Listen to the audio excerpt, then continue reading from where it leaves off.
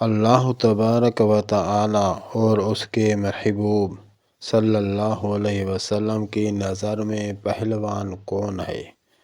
یعنی رسول اللہ کو کون پسند ہے؟ کون سا کام کرے تو وہ پہلوان کہلائے گا؟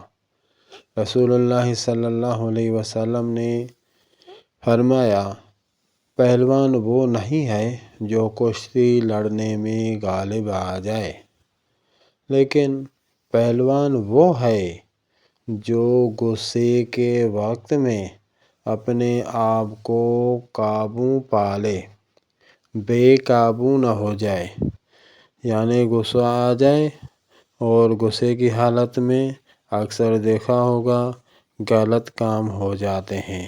نہیں، غلط نہ ہو، اسی وقت بھی اپنی طبیعت کنٹرول میں کرے، وہ پہلوان ہے۔